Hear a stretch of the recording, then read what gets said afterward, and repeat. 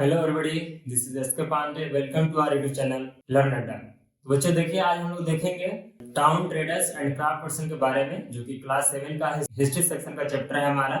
इसमें हम लोग पिछले कुछ वीडियो में इसका कुछ टॉपिक्स को हम लोग देख चुके हैं और आज से हम लोग देखेंगे हम्पी के बारे में। आज हम लोग देखेंगे हम्पी के बारे में, जो कि पहले हमने बता चुका था कि हम्पी, सूरत, मसूलीपट्टनम, इन तीनों के बारे में हम लोग देखेंगे।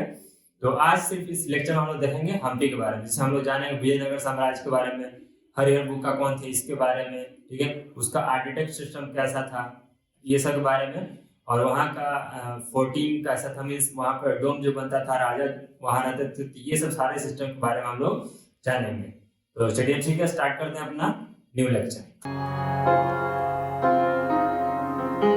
देखिए, तो इसमें बोल रहा है हम्पी के बारे में, ठीक है। हम्पी के बारे में कुछ इंपॉर्टेंट पॉइंट्स आप पहले ऐसे जान लीजिए। हम्पी जो पड़ता है वो प्रेजेंटली कर्नाटका में पड़ता है, ठीक है। अब ऐसे आप समझ सकते हम्पी के बारे में हम लोग क्यों पढ़े, या फिर एनसीईआरटी में हम्पी के बारे में क्यों दिया। तो हम्पी के बारे में पढ़ने का मेन इंपॉर्टेंट है क्योंकि उस टाइम पे ये प्रोस्पेरियस हुआ करता था हर चीज के लेवल के चलते, कॉमर्स के लेवल में भी। इससे पहले हम लोग पढ़ चुके हैं डिफरेंट टाउन के बारे में, कमर्शियल टाउन के बारे में, 3 टाइप के टेंपल के बारे में हम लोग पढ़े थे, कमर्शियल टाउन, टेंपल टाउन, ऐसे करके 3 टाउन के बारे में हम लोग जाने थे। तो इस हमारा जो फर्स्ट ये है हम्पी के बारे में हम लोग यहाँ पे जानते हैं, ठीक है। हम्पी जो ऐसे समझ सकते हैं, हम्पी है हमारा फर्स्ट, यहाँ से आपका ऐसे याद कर सकते हैं कि हम्पी जो पड़ता है वो कर्नाटक में पड़ता है, और ये जो है कृष्णा तुंगभद्रा बेसिन पे इसको पड़ता है, ठीक है। क्यों पड़ता है इसको, क्योंकि उस टाइम ये सबसे प्रोस्पेरियस सिटी हुआ करता था, ठीक है। अब देखिए, अब इसमें आप देखिए फर्स्ट में क्या लिखा हुआ है, ये तो आर्टिकल स्प्लेंडर ऑफ दिया हुआ है इसमें। देखिए सामने ऐसे करके एरो देखो लिख दिया हम्पी कर्नाटका कृष्णा तुंगभद्रा बेसिन, यानी कि हम्पी जो पड़ता है वो प्रेजेंटली कर्नाटका में पड़ता है, वो हमारा कृष्णा तुंगभद्रा बेसिन में उसको देखने को मिलता है, ठीक है। देखिए यह कर्नाटका हो जाएगा और ये कृष्णा तुंगभद्रा बेसिन, ठीक है। यहाँ पर हमारा पड़ता है from the nucleus of Vijayanagar empire 1336। इसमें हरिहर एंड बुक्का के बारे में दिया हुआ है। देखिए इसमें बोल रहा है ये जो हमारा विजयनगर साम्राज्य का जो स्थापना हुआ था, ठीक है, ये 2 भाई हरिहर एंड बुक्का मिलकर किए थे, और उस टाइम वहाँ का जो राजा थे वो कृष्णदेव राय थे, ठीक है। ऐसा आप समझ सकते हैं कि वहाँ के जो किंग थे कृष्णदेव राय थे। और हरिहर एंड बुक्का के बारे में यदि आप कॉम्पिटिटिव लेवल का आपके घर में कोई लोग तैयारी करते हैं तो उनसे आप पढ़ सकते हैं, या फिर गूगल कर सकते हैं हरिहर एंड बुक्का के बारे में थोड़ा सा नॉलेज यहाँ से आप ले सकते हैं, जो कि आप अपने एग्जाम में भी सबमिट कर सकते हैं। इसको मैंने लिख सकते हैं, जो कि आने वाले आपका एग्जाम होगा वो आपके लिए सही होगा। उसके बाद हमें आता है, ये तो बताया जी कि वाई हम्पी को क्यों पढ़ेंगे, due to prosperous art and culture. वहाँ का जो आर्ट है, ठीक है, आर्ट एंड कल्चर के चलते हम लोग वहाँ हम्पी के बारे में हम लोग पढ़ते हैं, ठीक है, क्योंकि इसका पॉइंट ही ना आर्किटेक्चरल सिस्टम, ठीक है। इसको देखिए हम लोग ऐसे समझ सकते हैं आर्किटेक्चरल सिस्टम क्या होता है। तो वहाँ का जो घर होता था या फिर डोम होता था या फिर जो भी बिल्डिंग होते थे वो किस तरह से बनी होती थी। तो जो भी बना कुछ होता था ना, उसको आप इस फिगर में देख सकते हैं, वो थोड़ा सा टूटा फूटा रहता था वहां से, क्योंकि ऊपर से एक टावर रहता है, टावर से लोग बैठे हुए रहते थे, वहां से किसी को बहुत दूर दराज से कोई सैनिक उन पे आक्रमण करने के लिए आ रहा है या फिर कोई सेना लेकर आ रहा है, तो उसको आराम से देख सके इजिली और सबको इन्फॉर्म कर सके। इसलिए ये हमारा ऐसे करके फोर्टिफाइड हुआ करता है। अब फोर्टिफाइड ये किससे करते थे, तो ऑब्वियसली अपने दोस्तों के लिए तो फोर्टिफाइड करेंगे नहीं, दुश्मनों के लिए करेंगे। दुश्मन हुए या फिर बड़े बड़े जानवर हुए, इन सब के लिए फोर्टिफाइड कर देते हैं। तो इनका जो मेनली फोर्टिफाइड किससे करेंगे, अगल बगल जो राज्य होगा उससे। तो उनका अगल बगल राज्य, ये आप में देख सके बगल में विदार है, ठीक है, हैदराबाद है इधर, ये सारा चीज। और एक और देखिए यहाँ पे दिया हुआ है बीजापुर है, विदार है और हैदराबाद है। इन तीनों से बचाव के लिए अपना ये फोर्टिफिकेशन करते थे, ठीक है ना। देखिए विजयनगर फर्स्ट, विदार एंड हैदराबाद, और यहाँ मैप पे भी आप देख सकते हैं। No mortar and cement. हाँ, इसमें बोला कि एक पॉइंट बता है, कोई वहां पे जो बिल्डिंग बनता था तो कोई भी सीमेंटिंग प्रोडक्ट का इस्तेमाल नहीं हुआ करता था, ठीक है। जो ही बनता था वो वेज टेक्निक से बनता था। वेज टेक्निक क्या होता है तो आप ऐसे समझ सकते हैं। देखिए ये आपका ऐसी बिल्डिंग हो, यहाँ पे एक कॉमन ईंट होगा, ठीक है, और एक ये यहाँ से ऐसे ईंट रख देंगे, एक यहाँ से ऐसे ईंट रख देंगे, फिर एक ईंट यहाँ से ऐसे रख देंगे, फिर यहाँ से कैसे ईंट रख देंगे, यहाँ से एक ऐसे रख देंगे। अब बीच में कुछ मटेरियल डाल दिया करते थे। उस टाइम सीमेंटिंग का यूज नहीं हुआ करता था, तो मेनली सॉइल का इस्तेमाल किया करते थे। तो यहाँ पे बीच में आप कर सकते हैं, यहाँ पे सर्किल देते, यहाँ पे भी ऐसे कर सकते हैं, यहाँ पे थोड़ा बहुत कुछ मटेरियल डाल दिया करते थे मिट्टी का। ठीक है। अब देखिए अब ये पॉइंट जो हुआ, ये पॉइंट यहाँ पर ऐसे ये आके अटैच हो जाता था। ये जो पॉइंट है ना, ये बस एक दूसरे को इंटरलॉक कर देते थे, इसको हम लोग वेज टेक्निक बोला गया। ठीक है, वहां पर कोई सीमेंटिंग प्रोडक्ट का इस्तेमाल नहीं हुआ करता था, मींस आप ऐसे कर सकते हैं, तो उस यही वेज टेक्निक का वहां पर इस्तेमाल हुआ करता था। अगर बोला the building in the royal complex has domes pillared hall with niches for building sculpture. बोला कि यहाँ का जो स्कल्पचर सिस्टम जो था, जो मूर्तिकार थे, वो बहुत बेहतरीन मूर्ति बनाते थे। ठीक है, इतना बेहतरीन बनाते थे मूर्ति कि वो आज भी हम लोग को उसका तथ्य देखने को मिलता है। ठीक है, या फिर विजयनगर साम्राज्य कहिए, या फिर हरिहर बुक्का से रिलेटेड कहिए, कृष्णदेवराय से रिलेटेड कहिए, या फिर आप कहिए हम्पी के बारे में। ठीक है, कोनेरो हम्पी कहिए, जो भी आज हम लोग रिसेंटली पढ़ते हैं। ठीक है, ये सारा चीज हम लोग जो है वो हम्पी से रिलेटेड आज भी हम लोग को तथ्य देखने को मिलता है, जो कि एक्सक्लावेशन होता है उससे हम लोग देखते हैं। ठीक है, खुदाई जो होता है उससे हम लोग को देखने को मिलता है, खोज होता है उससे देखने को मिलता है। ये सारी चीज हमारे आर्टिस्ट जो बिल्डिंग बनाए, जैसे देखिए आप बिल्डिंग ऐसे बना रहे थे, तो देखिए मान लीजिए आपका रूफ हो गया। ठीक है, तो रूफ हो गया, तो वो बिल्डिंग ऐसे बना था कि मान लीजिए यहाँ पर ऐसे इंसान खड़ा है। ठीक है, ये इंसान हो गया, इसका हाथ ऐसे कर देते थे। अभी समझ लीजिए, जैसे आपको ऐसे हाथ कर दिए। ठीक है, इंसान नीचे खड़ा है। ठीक है, और यहाँ से आने जाने का रास्ता हो गया, या फिर इधर से आने जाने का रास्ता, इधर से आने जाने का रास्ता हो गया। यहाँ पे स्विमिंग पूल टाइप बना दिया, ऐसा कुछ मतलब रहता था कि वो ऐसे हाथ पे कभी उठाया हुआ है, तो कभी आप ऐसे समझ सकते हैं कि ये जो बिल्डिंग है यहाँ बीच में ऐसे इसको करके यहाँ पे थोड़ा सा पॉइंट देके यहाँ इसको ऐसे बना देते थे, यहाँ पे ऐसे। ये सारी चीजें यहाँ पर ऐसे करके बनाया हुआ रहता था, इसी को एचएस बोला गया है। पिलर और बहुत बड़ा बड़ा पिलर रहता था। ठीक है, जो मान लीजिए आपका ये बिल्डिंग हो गया। ठीक है, ऐसे तो झोपड़ी हो गया, समझ लीजिए, जो भी पिलर हो गया, पिलर यहाँ मैंने हॉल जो भी होता था उसमें बहुत मोटा मोटा, इतना मोटा मोटा पिलर यहाँ पर दिया करते थे लोग। ठीक है, इससे क्या होता था कि ऊपर वाले जो भी यहाँ पे आराम से कुछ भी अपना ये पिक्चर स्ट्रक्चर डाल सकते थे। ठीक है, इनसे ये बेनिफिट होता था, फायदे होते थे। ये सारी चीजें से they also had a well planned orchard and pleasure garden. बड़ा कि यहाँ पर बहुत सारे गार्डनिंग सिस्टम बहुत बेहतरीन यहाँ हुआ करता था। ठीक है, जो भी यहाँ फिगर में आप देखेंगे वहाँ का गार्डनिंग सिस्टम इतना बेहतरीन हुआ करता था। इससे पहले देखो चारबाग का जो सिस्टम हम लोग पढ़े हैं, मुगल साम्राज्य लाए हैं। ठीक है, तो वो सारे ऊपर मैप ऊपर वाले पोर्शन हम लोग देख चुके हैं। ये जो है हम्पी हमारा कर्नाटक नीचे वाला साउथ वाला पोर्शन है। ठीक है, तो साउथ वाला जितने भी पोर्शन है उसको हम लोग अब देखेंगे, अब देखना स्टार्ट करेंगे।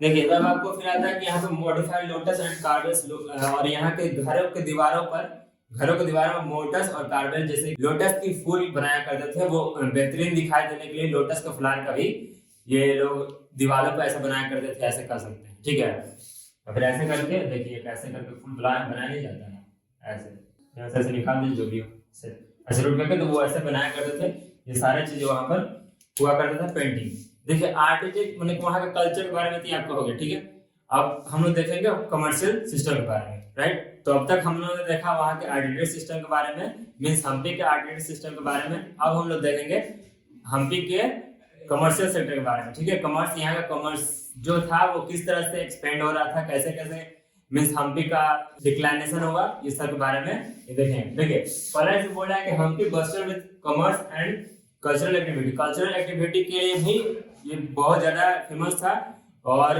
यहाँ से कमर्स भी बहुत ज्यादा होता था। कमर्स देखिए यहाँ पे ये बता रहा कमर्स के लिए बहुत ज्यादा था। तो मुस्लिम मर्चेंट्स 33, ठीक है, मुस्लिम मर्चेंट 33, यूरोपियन ट्रेडर्स, यूरोप के जितने भी ट्रेडर्स है, European traders such as Portuguese from the market of Hम्पी। बड़ा पोर्तुगीज जो भी थे, जिसने यूरोपियन ट्रेडर्स, ठीक है, पोर्तुगीज, इधर आप देख सकते हैं ये जो पार्ट है ये पोर्तुगीज ट्रेडर्स का है, ये सारा चीज है। ये जो आपका पार्ट दिखाई दे रहा है ये पोर्तुगीज से ले, यहाँ से जो भी अरेबियन सीज होते ये सारे चीज जाते थे। ये सारे कुछ हमारा जो कहाँ था उस टाइम में, हमारा जो ट्रेडिंग सिस्टम था, ट्रेडिंग सिस्टम हमारा उस टाइम बहुत ही बेहतरीन हुआ करता था, जो कि हमारा वहां से यूरोप से पोर्तुगीज तक, जो कि यहाँ सारा हमारा कर्नाटका जो कि एशिया पड़ता है, ये हम्पी बहुत दूर तक हमारा ट्रेडिंग सिस्टम भी उस टाइम फैला हुआ था। तो यहाँ से क्वेश्चन आता है, देखिए यहाँ से क्वेश्चन आपको कर सकता है कि उस टाइम का राजा कौन था कृष्णदेवराय थे। ठीक है, यहाँ पर जो क्या था बहुत ही सेकुलरिज्म था। सेकुलरिज्म मतलब हर धर्मों को कॉमन वैल्यू दिया जाता था, सारे लोगों को कॉमन वैल्यू दिया जाता था। ऐसा बात नहीं कि ये मुस्लिम समुदाय के ज्यादा, लेकिन ये ऊपर वाले पार्ट जो भी हम लोग देखें मुगल साम्राज्य में, मुगल लोगों को ज्यादा इस्लाम था डोमिनेटिंग पर्सन थे, लेकिन इसमें ऐसा नहीं था। जब कृष्णदेवराय का बात आया, हरिहर बुक्का का जब बताया, यहाँ पर हम लोग देखे 1336 से यहाँ पर सभी धर्मों को सेम माना जाने लगा, सेकुलरिज्म यहाँ पर होने लगा, राइट। देखिए इसीलिए यहाँ पर देखिए, यहाँ पर हम्पी में मुस्लिम समुदाय के लोग भी आए तो उनको भी कॉमन पर्सन मान के अपना जो भी व्यवसाय स्थापित करना है या फिर ट्रेडिंग के लिए यूरोप के लिए लोग आए तो वहां को भी सेम वैल्यू दिया जाने लगा, ठीक है। अब देखिए, अब इसके बारे में बताता कौन है, आप अपने एनसीईआरटी बुक में यहाँ देखिए छोटा सा यहाँ दिया हुआ है जहाँ पे दिखाया गया कि डोमिंगो पी, ठीक है। डोमिंगो पी जो थे वही हम लोगों को इसके बारे में बताया। वो डोमिंगो पी क्या थे, वो घूमते घूमते बने, वो भी राइटर ही थे, घूमते घूमते कृष्णदेवराय के दरबार में आए। कृष्णदेवराय उनको बोले कि तुम बहुत अच्छा आदमी है, तुम मेरे दरबार में रहेगा, ठीक है। इस तरह करके वो अपने दरबार में उसको डोमिंगो पी का रखे, और डोमिंगो पी ही बोलते हैं सबसे फियर्ड किंग और बेस्ट किंग जो है वो कृष्णदेवराय है। वाजिब है बोलना, वाजिब है। यदि आप किसी घर में जाइएगा तो आप भी थोड़ा सा उसकी बड़ाई कीजिएगा, वैसे ही डोमिंगो पी बड़ाई कर दिए, और इसमें क्या बड़ी बात है, ठीक है। तो डोमिंगो पी फियर्ड किंग बोलते हैं कृष्णदेवराय को, राइट। अब देखिए देवदासी और विरूपाक्षा, ठीक है। देवदासी उस टाइम क्या मतलब कि यहाँ का हम्पी में टेम्पल में आज हम लोग कोई भी कला होती है, आप पियानो बजाइए या फिर डांस कीजिए या फिर कुश्ती कीजिए, जो भी कुछ कीजिए, हर फील्ड में आपको सेम वैल्यू दिया जाएगा, ऐसा बात नहीं। लेकिन उस टाइम डांस को उतना वैल्यू नहीं दिया जाता, लेकिन हर देखिए आर्ट जो भी है, कुछ भी है, जो भी जिसका भी आर्ट है, पेंटिंग हो आपका या फिर डांसिंग हो या फिर म्यूजिक हो, हर को सेम वैल्यू दिया जाना चाहिए, ठीक है। तो ये किसी भी आर्ट का को जजमेंटल नहीं होना चाहिए, उसे कम वैल्यू नहीं आंकना नहीं चाहिए, क्योंकि हर फील्ड में आज देखिए हर फील्ड में आप सक्सेस पा सकते हैं, बस उस फील्ड में अपना पारंगत हो जाइए, ठीक है। देखिए तो उस टाइम के देवदासी जो हुआ करते थे वो राजा के सामने बहुत अपना मतलब प्रेजेंट करते थे, तो राजा उनको खुश होकर गिफ्ट दिया करते थे, डांस दिखाते थे, सभा में वो लोग डांस करते थे, या फिर देव भगवान, ऐसे तो देवदासी से ही मैंने हम लोग ऐसे कह सकते हैं, देवदासी से ही ये प्रूफ होता है कि वो देव के सामने ही, देव की दासी है, देव के सामने ही सिर्फ नृत्य करेंगे या फिर अपना कला दिखाएंगे। वो कभी कभी, क्योंकि जो हमारे कहीं के किसी भी किंगडम के किंग जो होते हैं, किंग को भी देव का ही उपाधि माना जाता है, ठीक है। मीन्स राजा जो है वहां के सर्व प्रिय है, सब कुछ है, वहां का राजा जो है किंग है, तो इसीलिए वहां पर किंग के सामने वो लोग प्रेजेंट करते थे, या फिर सभा में जहाँ लगता था मंडपा वहां पे वो लोग प्रेजेंट करते थे, ऐसा।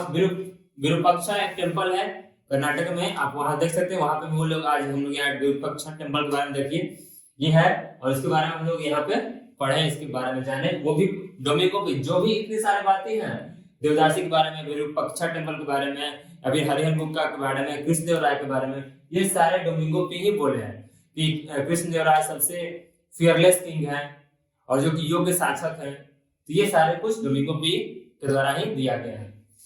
देखिए महानवमी फेस्टिवल वहां मनाया जाता था। महानवमी फेस्टिवल क्या होता था कि सभी लोग वहां पे, जैसे आज हम लोग मनाते हैं ना दशहरा, ठीक है, नवरात्रि के त्योहार मनाते हैं, ठीक है, ये सारे चीज उस टाइम भी थोड़ा थोड़ा था, लेकिन आज कुछ ज्यादा फ्लोरिश हो गया है। उसके बाद अब तो इतना सारा वहाँ का आर्किटेक्चर सही था, किंगडम सही था, वहाँ का फोर्टिफाइड था, वेल प्लान था, सारे लोग सेकुलर थे। तो इसका धीरे धीरे हम्पी का विनाश कैसे हुआ, हम्पी का डिक्लेरेशन कैसे हुआ, तो हम्पी का डिक्लेरेशन देखिए यहाँ से होता है, Hampi fell down following the defeat by the Vijayanagar साम्राज्य। विजयनगर साम्राज्य, हम्पी का मेन जो सिटी था वो विजयनगर साम्राज्य था, वो 1565 में यानी 1565 में दक्कनी सुल्तान द्वारा हरा दिया गया, ठीक है। अब जब दक्कनी सुल्तान जब हरा दिए विजयनगर साम्राज्य को, धीरे धीरे वहीं से इसका हम्पी का डिक्लेरेशन शुरू होने लगा, ठीक है। यहाँ से डिक्लेरेशन शुरू हुआ, तो सबसे पहले वो हरा है किस किस पार्ट पर है, मान लीजिए कोई एरिया को कवर कर रहे हैं, एरिया को जीत रहे हैं, तो एक ही बार पूरे एरिया को नहीं जीत सकते, क्योंकि ये छोटा सा तो हम्पी नहीं ना है। तो सबसे पहले कहाँ देखे थे, गोलकोंडा, बीजापुर, अहमदाबाद, बिदार और विरार, ठीक है। बिदार और विरार दो पॉइंट है, बिदार और विरार, ये सारे को मैंने देखिए गोलकोंडा, बीजापुर, अहमदाबाद, विरार और बिदार, ये 5 को वो कवर किए। कवर करने के बाद धीरे धीरे अपना वर्चस्व से पूरा बढ़ाया, यहाँ पे सैन्य व्यवस्था किए, उसके बाद पूरे मैंने हम्पी को वो लोग कवर कर लिए। यहीं से हमारा दक्कनी सुल्तान जब से आए हमारा हम्पी का डिक्लेरेशन हुआ, ठीक है। ये सब सारी बातें थी हमारे आर्किटेक्चर सिस्टम के बारे में, हम्पी को लेकर, वहाँ का टेम्पल को लेकर, वहाँ का डांसिंग सिस्टम, वहाँ का जो भी कुछ कल्चरल फेस्टिवल था, ये सब यहाँ तक हमारे बारे में हुआ हम्पी के बारे में, ठीक है। तो यहीं से हम लोग का हम्पी का टॉपिक समाप्त होता है। अगले टॉपिक में हम लोग पढ़ेंगे गेटवे ऑफ सूरत और या फिर उसी में हम लोग मर्ज कर देंगे मसूलीपट्टनम के बारे में, या फिर एक और लेक्चर देंगे उसमें मसूलीपट्टनम के बारे में बताएंगे। ठीक है, तब तक के लिए stay connected, be safe. Thank you very much.